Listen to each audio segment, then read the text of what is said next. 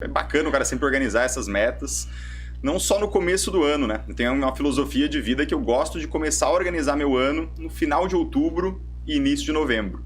Em dezembro, eu começo a revisar o que aconteceu e lapidar os pontos, porque aí, né, às vezes até antes do dia 1º de janeiro, finalzinho ali de dezembro, eu já começo a organizar tudo e a tentar começar a bater as metas, né?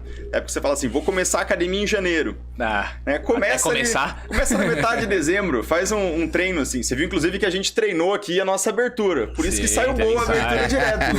O treino é o segredo pra gente chegar, não na perfeição, mas a melhoria constante. Sim. Então a mesma coisa vale ali para as metas, né? Sim. E sempre começa de forma antecipada. Aquele negócio de começar na segunda-feira não é muito comigo. Eu parto de um princípio que quer começar a musculação, começa hoje.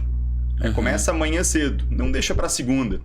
Já faz aquilo de imediato e por enquanto você está animado. Você vai prolongando ali aquele objetivo, você provavelmente vai chegar lá e vai arrumar alguma desculpa para falhar ou vai chegar menos preparado que se já tivesse executado aquilo algumas vezes antes da data oficial. E nos investimentos eu penso da mesma forma. Quando eu comecei, na verdade, eu aprendi assim, comecei a brincar ali, fazer uns tradezinhos e tal, graças a Deus, com pouco dinheiro na época. Mas e muita história que a gente ouve, né? O próprio Thiago Nigro, quando ele fala de investimento e tal, ele sempre fala, comecei fazendo trade, perdi 5 mil reais, meus primeiros 5 mil reais foram por água abaixo. Que foi o treino, né? Digamos assim. Exato. E a galera hoje quer muito começar e já ficar milionário do dia pra noite, né? Acho que tudo que a gente começa na vida, a gente tem uma tendência a errar, né? Principalmente antigamente, foi quando a gente começou, que não existia tanta informação. Então hoje você já consegue saber o passo a passo. Tanto é que o que eu comento nas redes sociais é primeira etapa. Não pense em investir. Pense em fazer uma boa gestão dos seus gastos, formar uma reserva de emergência consistente. 6 meses ali do seu custo de vida, sem inventar moda, um CDB com liquidez diária ou um fundo com liquidez. É aquilo. Aquilo ali já vai resolver tua vida e com a Selic alta já vai te dar uma rentabilidade bem interessante e te proteger do endividamento. Quando der algum perrengue grande na tua vida, você tem aquele dinheiro separado para resolver perrengue. Inclusive, toda semana é algo sagrado. Eu recebo alguma mensagem de alguém que passou por algum perrengue e falou assim, Rafa, se eu não tivesse seguido tuas dicas e começado a formar minha reserva de emergência, agora eu não teria dinheiro. Tô triste que tive que gastar minha reserva. Aí eu entro naquele lado motivacional, falo assim, não, cara, se preparou, reserva funciona para isso. Mas pelo menos eu tô numa situação muito mais favorável.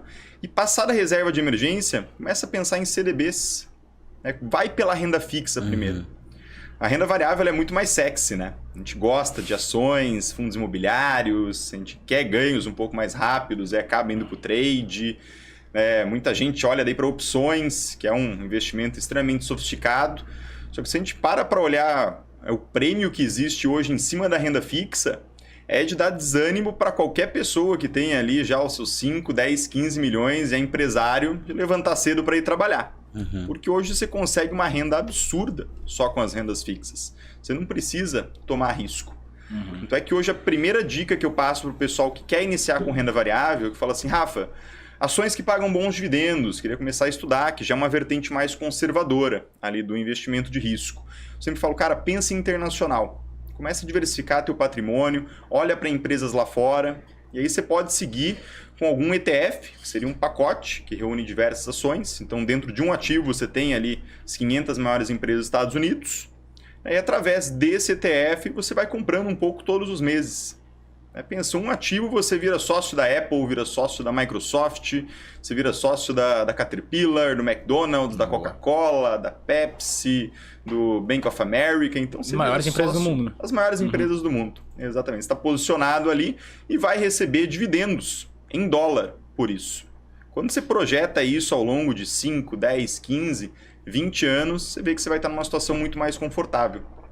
E a gente, inclusive, está num momento muito bacana para investimentos dolarizados. Porque quando a gente olha para o preço da Bolsa Americana, ela está num preço muito parecido com o início de 2020. Então, o investimento ele tem uma característica interessante. Porque em alguns momentos específicos é como se a gente tivesse uma máquina do tempo. A tendência de tudo na vida é o preço aumentar. A gente sabe como é que funciona, a gente está acostumado com inflação. Agora pensa se você pudesse... O brasileiro especificamente está bem acostumado. O brasileiro está bem acostumado. Agora pensa se eu pudesse fazer o seguinte, olha, vamos combinar um churrasco nesse sábado agora e a gente vai comprar tudo para esse churrasco, carne, cerveja, carvão, com o mesmo preço do início de 2020. A gente tem a máquina do tempo aqui, a gente vai conseguir comprar muito mais barato. Seria uma maravilha, né? A gente vai falar assim, o churrasco vai sair num preço muito mais acessível. Quando uma bolsa como a dos Estados Unidos cai, a gente tem esse tipo de possibilidade, que é de comprar num preço muito mais acessível. Então eu tenho reforçado cada vez mais os meus aportes lá fora. Eu acho que é uma bolsa mais confortável, principalmente para quem está iniciando. A gente tem ali a capacidade de saber que são as maiores empresas do mundo, num ambiente que é muito mais favorável para o empreendedor, onde as rendas fixas, apesar de ter uma rentabilidade que subiu nesses últimos meses, mas historicamente é uma rentabilidade muito menor do que no Brasil. No Brasil, renda fixa é uma maravilha. Então aqui o Brasil é o paraíso, você faz a festa. Eu tenho clientes ali que só investem em renda fixa e quando você vai olhar o resultado dos caras nos últimos 5, nos últimos 10 anos, fez muito dinheiro. Normalmente mais do que muito investidor de renda variável. Com toda certeza, sim. Né? Você junta 100 investidores de renda fixa e 100 de renda variável, talvez tenha 1 ou 2 de renda variável que conseguiu um resultado superior ali àqueles outros 100 de renda fixa. Aí a gente está falando de investimentos simples, bons investimentos, né? Você vai escolher ali ou XP Investimentos ou BTG Pactual, que são 2 corretoras com competitividade. Aí eu faço parte do BTG, então não puxa braço só para minha sardinha, falo de um concorrente à altura, que também é muito bom, que é a XP Investimentos. E lá você tem centenas de bancos emissores que vão disputar pelo seu dinheiro através de uma concorrência de taxas. Então, por exemplo, o Will vai falar assim, olha, eu te pago num CDB de 5 anos, falando isso para o investidor, eu te pago ali 15% ao ano. Aí o John já vai falar assim, olha, eu na verdade só posso pagar 14,8%. E o Rafa fala assim, não, minha situação está um pouco mais difícil, eu só posso pagar 14,5%. Naturalmente, respeitando o FGC, que é uma proteção que você tem em rendas fixas, você vai ali colocar o teu dinheiro junto com o John. Sim. Quando você começa a aumentar um patrimônio de uma forma mais absurda, chegar ali em 500 mil, 1 milhão, 2 milhões, aí você já tem que começar a olhar para o FGC. Aí você vai chegar e falar assim, bom, já coloquei todo o dinheiro que eu podia com o John, agora se o John quebrar eu estou numa situação mais arriscada. Não vou mais colocar dinheiro aqui, deixar só no meu limite de proteção, vou começar a colocar dinheiro com o Will. Bati ali o limite com o Will, vou começar a colocar dinheiro com o Rafa. Para depois você começar a olhar para Tesouro Direto, que é um ativo seguro, mais seguro até que os CDBs, mas para investidores menores, e menores eu digo aquele investidor até 1 milhão, 2 milhões, você ainda tem mecanismos de proteção que você pode tirar proveito para ter uma rentabilidade maior e conseguir, inclusive dobrar o teu patrimônio a cada mais ou menos 5 ou 6 anos. A renda fixa hoje ela tem essa capacidade. E a gente pensa assim, bom, 5 ou 6 anos para dobrar parece bastante tempo, né? Porra. Mas pensa que você vai continuar ali aportando todos os meses. Então, se você tem 100 mil reais hoje, vamos supor que você não faz mais nenhum aporte. Daqui a 5 ou 6 anos, você tem ali 200 mil. Daqui a mais 5 ou 6 anos, 400 mil. Daqui a mais 5 ou 6 anos, 800 mil.